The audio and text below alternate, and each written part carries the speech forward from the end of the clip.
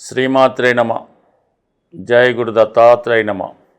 ఈ వీడియోలో మనం జనవరి 1వ తారీఖు నుంచి 15వ తారీఖు మధ్యలో జరగబోయే వారఫలాలు పరిశీలించే ప్రయత్నంలో ముందుగా మేషరాశి వారికి అయితే ఈ వార ప్రారంభంలో ప్రధానంగా 4 గ్రహాలు భాగ్యస్థానంలోకి రావడం జరిగింది.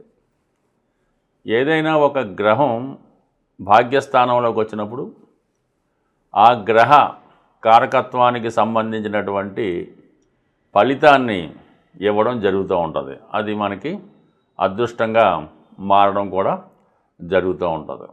ముఖ్యంగా ముందుగా పరిశీలించినప్పుడు రాశ్యాధిపతిగా ఉన్నటువంటి కుజుడు భాగ్యస్థాన సంచారంతో మీ యొక్క మంచి కార్యక్రమాలకి పుణ్య కార్యక్రమాలకి తగిన గుర్తింపు అన్నది రావడం జరుగుతూ ఉంటుంది.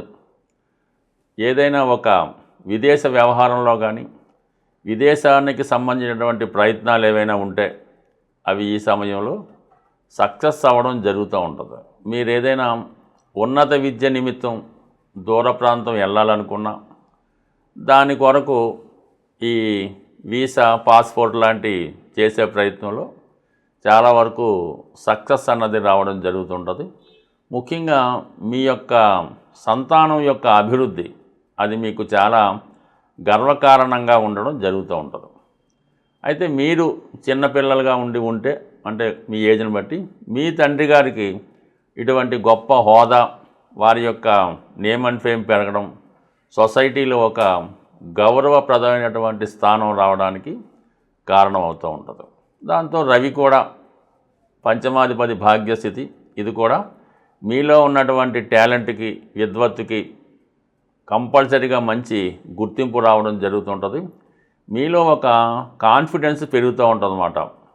నాయకత్వ లక్షణాలు పెరుగుతూ ఉంటాయి.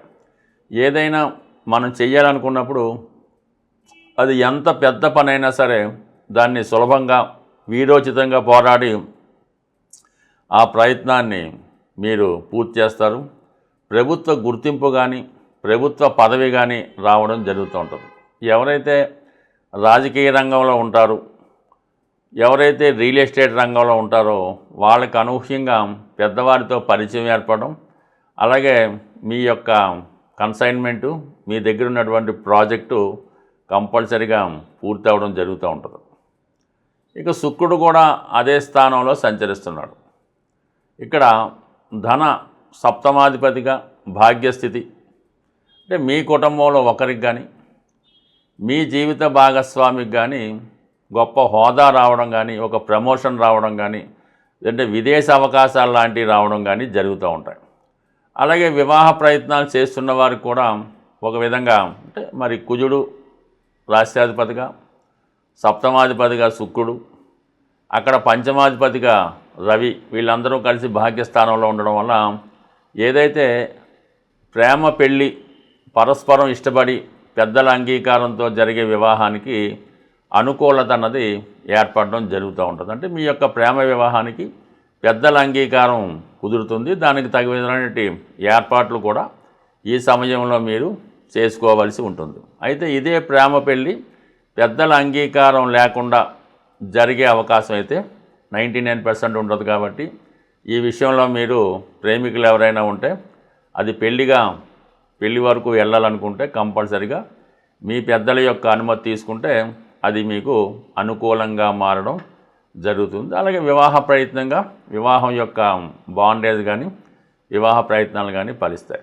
దాంతోపాటు బుధుడు కూడా ఉండడం వల్ల కొద్దిపాటి లిటిగేషన్లు అవి ఏర్పడుతుంటాయి. అది వివాహ విషయంలో కానీ వ్యాపార విషయంలో కానీ ఉద్యోగపరంగా ఏ ప్రయత్నం చేసినా దానికి ఏదో ఒక చికాకు కనబడుతుంటుంది. ఏదో ఒక డాక్యుమెంట్ లేకపోవడమో చిన్న కొర్రీ లాంటిది పడడమో ఇంపార్టెంట్ పేపర్లు మిస్ అవ్వడమో ఏదో ఒకటి మీరు అది సరిగ్గా ఫుల్ఫిల్ చేయలేకపోవడమో లేదంటే అప్లికేషన్ కరెక్ట్గా రాయకపోవడమో ఇలాంటి చిన్నపాటి ఇబ్బందుల వల్ల అది రిజెక్ట్ అవ్వడం జరుగుతుంటుంది.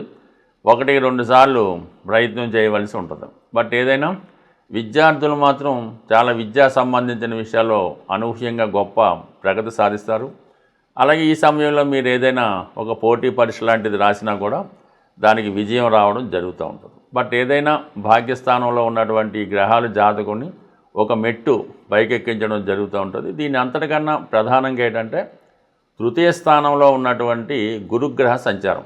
గురువు తృతీయంలో ఉండి భాగ్యాన్ని చూడటం వల్ల, అది తన స్వక్షేత్రం అవడం వలన చిన్న చిన్న సమస్యలున్నా, చిన్న చిన్న ఇబ్బందులున్నా అవి ఎవరో ఒకరి సహకారంతో కానీ, మీ వ్యక్తిగత ప్రయత్నంతో కానీ, దైవ బలంతో కానీ అవి సంపూర్ణంగా సక్సెస్ అవ్వడం జరుగుతూ ఉంటుంది. ఈ సందర్భంలో ఒక ముఖ్యమైనటువంటి మార్పు ఏంటంటే 3, 9 స్థానాల మధ్య పరివర్తన యోగం ఏర్పడింది. అంటే ఇప్పుడు మీ గురువు కూడా 9వ స్థానం స్వక్షేత్రంలో ఉంటే ఏ ఫలితం ఇస్తాడో అదే ఫలితాన్ని ఈ పరివర్తన ద్వారా ఇవ్వడం జరుగుతూ ఉంటుంది.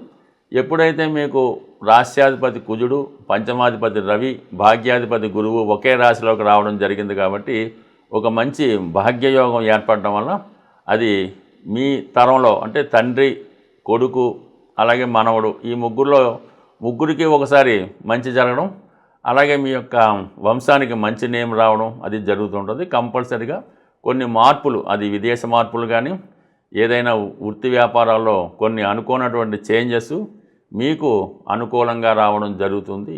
గోచార రీత్యా మీరున్నటువంటి రాశికి గ్రహాలు అనుకూలంగా వచ్చినప్పటికీ కూడా మీ జన్మజాతకంలో దశలు, అంతర్దశలు అనుకూలంగా ఉన్నప్పటికీ కూడా ప్రధానమైనటువంటి విషయాల్లో మరి ఇప్పుడు ఉద్యోగం, అలాగే వివాహం ఈ రెండు అవకాశం రావటం లేదు.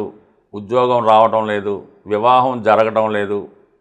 వివాహపరమైన సమస్యలు మీకు ఉన్నాయంటే కంప్లీట్గా మీరు నివసిస్తున్నటువంటి గృహంలో కానీ, మీకు అంటే ఓనర్షిప్ కలిగినటువంటి గృహంలో కానీ వాస్తుపరమైనటువంటి దోషాలు మిమ్మల్ని ఇబ్బంది పెడుతున్నాయని చెప్పచ్చు. ఉదాహరణకి నైరుతి భాగంలో దక్షిణ నైరుతి కానీ, పడమర నైరుతి కానీ దోషం ఉన్నప్పుడు మీరు అర్హత కలిగి ఉన్నప్పటికీ కూడా ఉద్యోగాన్ని సంపాదించలేకపోతూ ఉంటారు.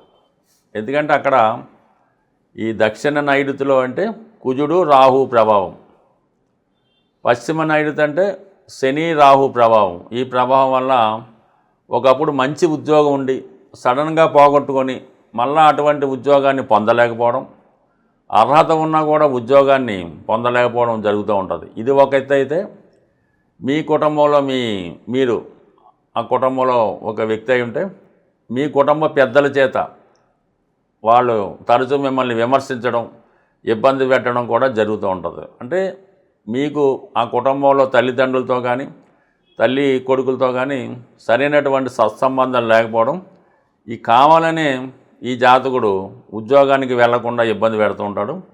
అది ముందుగా ఆ నైరుతి దోషాల్ని మీరు సరి చేసుకుంటే, అంటే నైరుతి పెరగడం కానీ, నైరుతిలో గోతులు కానీ అనేక రకాలుగా ఉంటాయి. దాన్ని సరి చేసుకుంటే తల్లి కొడుకుల మధ్య, తండ్రి కొడుకుల మధ్య సత్సంబంధాలు ఏర్పడి జాతకుడు ఉద్యోగ ప్రయత్నం చేయడం జరుగుతూ ఉంటుంది. అలాగే వాయువు దిశలో ఉత్తర వాయువు ప్రాబ్లం ఉంటే ఆ కుటుంబంలో వివాహం అన్నది ఆలస్యం అవుతూ ఉంటుంది. ఆ ఇంట్లో అమ్మాయిలు కానీ, అబ్బాయిలు కానీ మోసపోతూ ఉంటారన్నమాట. ఎవరినో ఒకరు నమ్మి ప్రేమించి వాళ్ళు హ్యాండ్ ఇవ్వడం వల్ల మోసపోవడం కానీ, కొంతవరకు మానసికంగా మతిస్థిమితం కోల్పోవడం కానీ జరుగుతూ ఉంటుంది. లేదంటే వ్యాపారంలో ఉన్నవాళ్ళు పెద్ద మొత్తంలో ధనం ఒక అప్పు ఇవ్వడం వల్ల కానీ, సూటీ పెట్టడం వల్ల కానీ నష్టపోవడం జరుగుతూ ఉంటుంది. అంటే ఇక్కడ ఈ ఉత్తర వాయువు అంటే మనకి బుధుడు, చంద్రుడు ప్రభావం చూపుతూ ఉంటుంది. ఈ జన్మజాతకంలో బుధుడు, చంద్రుడు కలిసినా కూడా వాళ్ళు చిన్నప్పటి నుంచే డబ్బు సంపాదించాలనే ఆసక్తితో ఎక్కువ ధనం సంపాదించి ఎవరో ఒకరు నమ్మి మొత్తం మోసపోతూ ఉంటారు. చిన్న వయసులోనే ప్రేమలో పడి మోసపోవడం జరుగుతుంటుంది. శృంగారపరమైనటువంటి ఆలోచనలు ఎక్కువగా ఉండడం వల్ల ఒక విధంగా చిన్నప్పుడే వాళ్ళు ఇతరుల యొక్క దీనికి మోసానికి గురై ఈ విధంగా వారు కోల్పోవడం జరుగుతూ ఉంటుంది.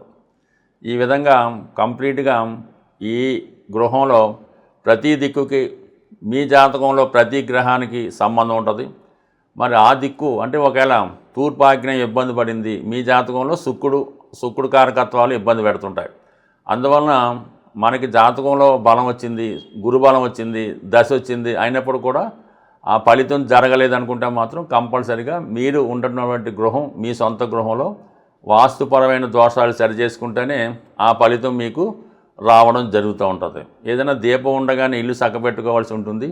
ఆ దశ వచ్చినప్పుడు దశమానికి సంబంధించిన దశ వచ్చింది, ఆ దశలో ఉద్యోగం రావట్లేదు, గృహంలో ఉన్నటువంటి వాస్తు ప్రాబ్లం సరి చేసుకుంటే ఉద్యోగం రావచ్చు. తీరా జాతకంలో గోచారరీత్యా దశరీత్యా ఈ దశ అయిపోయింది అనుకోండి, అటు టైం అయిపోద్ది. అప్పుడు వాస్తు సరి చేసుకున్నా కూడా లాభం ఉండదు. కాబట్టి ఏదైనా జీవితంలో తొందరగా సెటిల్ అవ్వాలంటే కంప్లీట్గా గృహాన్ని కూడా మనం పరిశీలించుకొని సరి చేసుకుంటేనే జీవితంలో మీరు సెటిల్ అవ్వడం జరుగుతూ ఉంటుంది. బట్ ఏదైనా నమ్మినా నమ్మకపోయినా వాస్తు యొక్క ప్రభావం ప్రతి ఒక్కరి జీవితంలో, ఆ కుటుంబంలో ప్రతి ఒక్కరి మీద ఉండే అవకాశం ఉంటుంది. స్వస్తి.